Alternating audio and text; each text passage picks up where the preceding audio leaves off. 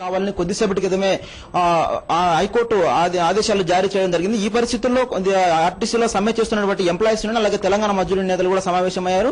వాళ్ళంతా కూడా రేపటి నుంచి సమ్మెను కొనసాగించాలని నిర్ణయించారు. దీనికి సంబంధించి మనతో మాట్లాడడానికి ఎంప్లాయీస్ యూనియన్ నేత పద్మాకర్ గారు మనతో ఉన్నారు. సార్ చెప్పండి, హైకోర్టు ఆదేశాల మీద మీరు ఏ నిర్ణయం తీసుకున్నారు? హైకోర్టు ఆదేశాలు పూర్తి స్థాయి ఆదేశాలు కాదు, మధ్యంతర ఆదేశాలు వచ్చినాయని చెప్పినేసి మీడియా ద్వారా మాత్రమే మాకు తెలిసింది. కాబట్టి ఇది వెబ్సైట్ లో పెట్టలేదు, కాపీలు మాకు అందలేదు. కాపీ అందిన తర్వాత పూర్తి స్థాయిలో దాన్ని వివరించిన తర్వాతనే పూర్తి స్థాయిలో పరిశీలించాకనే తుది నిర్ణయం చేసుకోవటం జరుగుద్ది. మాది ఇల్లీగల్ స్ట్రైక్ అంటానికి వీల్లేదు, లీగల్ స్ట్రైక్ నోటీస్ ఇష్యూ చేశాం. 4 రోజుల నుంచి 1,20,000 మంది కార్మికులు సమ్మెలో పాల్గొనటం జరిగింది. కాబట్టి ఏంటంటే సమ్మె యథాతథంగా కొనసాగుద్ది. తీర్పులో పరిశీలించిన తర్వాత అందులో ఉన్నటువంటి అంశాలను ఒకసారి బేరేజ్ వేసుకున్న తర్వాత ఒక ప్రకటన చేయటం జరుగుద్ది. లేదంటే 12వ తేదీ వరకు మనకు మరో పోస్ట్ ఇచ్చారు కాబట్టి అప్పటి వరకు కూడా సమ్మె కొనసాగడానికి అవకాశాలున్నాయి. ఏదేమైనప్పటికైనా సమ్మె పైన నిర్ణయం తీసుకోవాలంటే తీర్పును పరిశీలించినాకే తుది నిర్ణయాన్ని ప్రకటిస్తాం. తీర్పులో గనక కొద్దిగా మీరు ఖచ్చితంగా హాజరు కావాలన్నటువంటి ఖచ్చితమైన కండిషన్ అలాంటి ఏమైనా ఉంటే మళ్ళీ ఏమన్నా తిరిగి నిర్ణయాన్ని మార్చుకునే అవకాశం ఏమైనా ఉందా? సమ్మె కొనసాగుతున్నప్పుడు ఇచ్చినటువంటి ఉత్తర్వులు కాబట్టి మాకు అవకాశం ఉంది, కాబట్టి వాదనలు చెప్పుకోవడానికి అవకాశం ఉంది. కాబట్టి వెంటనే సమ్మెను కాలాప్ చేసి చెప్పాల్సినటువంటి ఆవశ్యకత ఉండదు. ఎటువంటి పరిస్థితుల్లోనూ తీర్పునే పరిశీలించాల్సినటువంటిది. అందులో మా సమ్మెకు అనుకూల వాక్యాలు ఏమైనా ఉన్నాయా అనేటువంటిది కూడా మేము చూస్తే దాని ప్రకారంగానే స్పందించగలం తప్పిస్తే వెంటనే ఏదో స్క్రోలింగ్ వస్తుంది కదా అని చెప్పినేసి ఎవరో చెప్పారు కదా అని చెప్పినేసి స్పందించడం అనేటువంటిది ఆన్ గోయింగ్ స్ట్రైక్ లో సరైనటువంటిది కాదు.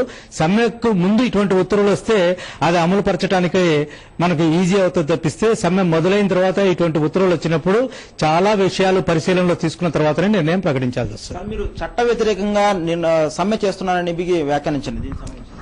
చట్టంలో ఏ రకమైనటువంటి ప్రొవిజన్స్ ఉన్నాయో ఆ ప్రొవిజన్స్ ప్రకారంగా మేము సమ్మె నోటీస్ ఇచ్చాము. ఇండస్ట్రియల్ డిస్ప్యూట్ యాక్ట్ ప్రకారంగా సమ్మె నోటీస్ ఇచ్చాము. 14 రోజుల వరకు ప్రభుత్వానికి సమయం ఇచ్చి కన్సిలేషన్ చేయాల్సినటువంటి ఆవశ్యకత ఉంది.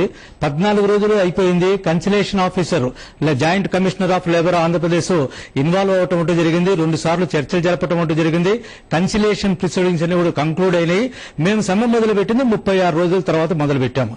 కాబట్టి చట్టపరంగా అన్ని విధానాలని మేము అమలు చేసుకున్నాం. కాబట్టి మాది న్యాయమైనటువంటి సమ్మె కాబట్టి న్యాయమైనటువంటి సమ్మెగానే దీన్ని పరిగణిస్తాం. రేపు పొద్దున్న 12వ తేదీ నాడు కోర్టుకు మరోసారి మా న్యాయమైనటువంటి సమస్య, మా న్యాయమైనటువంటి నోటీసు గురించి తెలియజేస్తాం. అయితే ఆర్టీసీలో సమ్మె నిషిద్ధం చేస్తూ ప్రభుత్వం ఇప్పటికే ఆదేశాలు జారీ చేస్తుంది. ఇది దీని ప్రకారంగా చట్ట ప్రకారంగా పోతే కనుక అది అంటే సమ్మె చేసేందుకు పరిస్థితి కరెక్ట్ కాదని చెప్పేసి అభిప్రాయాలు కూడా వినిపిస్తున్నారు. చట్ట ప్రకారము మేము నోటీస్ ఇచ్చిన తర్వాత సమ్మెను నిషేధించినా కూడా దానికి వ్యాలిడిటీ ఉండదు. ఎందుకంటే ఇండస్ట్రియల్ డిస్ప్యూట్ యాక్ట్ లోనే ఆర్టీసీ కార్మికులు చేయాల్సినటువంటి పనులన్నీ చేసిన తర్వాత యాజమాన్యాలు గాని ప్రభుత్వాలు గాని ఏ రంగమైనటువంటి వాళ్ళైనా సరే విఫలమైనప్పుడు కార్మికులు సమ్మె చేసే హక్కు కల్పించింది రాజ్యాంగం. దాని ప్రకారంగా సమ్మె చేస్తున్నాం తప్పిస్తే మరొకటి కాదు. చట్టబద్ధత లేదు అని చెప్పేటటువంటి వాళ్ళు అసలు అన్ని అంశాలు పరిశీలించి చెప్పారా లేదా అనేటువంటిది కూడా చూడాలి. ఏదో అధికారం ఉంది కదా అని చెప్పేసి చట్టబద్ధత లేదు అని చెప్పేసి అన్నంత మాత్రాన కాదు, ఆన్ పేపర్ ఏం జరిగింది ఏం జరుగుతుంది అనేటువంటి చూసి పరిశీలించి చర్యలు చేపట్టాలి తప్పిస్తే మరొకటేం కాదు. గతంలో ఇటువంటి సమ్మె నోటీసులు చాలా ఇచ్చాం, చట్టబద్ధత కలిగినటువంటి నోటీసులే ఇచ్చాము. లీగల్ గా ఎటువంటి బెదిరింపులు వచ్చినా కూడా చివరికి మేము ఇచ్చినటువంటి నోటీసే కరెక్ట్ అని చెప్పినటువంటిది గతంలో ఉన్నటువంటి మా అనుభవం. కాబట్టి మేము ఇచ్చినటువంటి లీగల్ నోటీస్ కి ఎవరూ తప్పు పట్టాల్సినటువంటి ఆవశ్యకత లేదు. ఇది మా వాదనలు వినకుండా జడ్జిమెంట్ వచ్చిందేమో అని చెప్పేసి అనుకుంటున్నాం. కాబట్టి ప్రతిని చూడకుండా దానిపైన స్పందించడం సరైనటువంటిది కాదు. ఇరు రాష్ట్రాల కార్మికులకు మీరేం చెప్తారు? ఇరు రాష్ట్రాల కార్మికులకు మేము ఎంప్లాయీస్ యూనియన్ గా టీఎంయూగా జడ్జిమెంట్ ప్రతులను పరిశీలించిన తర్వాత స్పందన ఉంటది. అంతవరకు సమ్మె యథాతథంగా కొనసాగించాలని కోరుతున్నాం. ఇది ఎంప్లాయీస్ యూనియన్ ఏదో చెబుతున్నారు. ప్రస్తుతానికి సమ్మెను ఇరు రాష్ట్రాల్లో ఆంధ్రప్రదేశ్ తెలంగాణ రాష్ట్రాల్లో సమ్మెను యథావిధిగా కొనసాగిస్తామని ఆ కోర్టు తీర్పు వచ్చిన తర్వాతే తగు నిర్ణయం తీసుకుంటామని చెబుతున్నారు. Over to studio.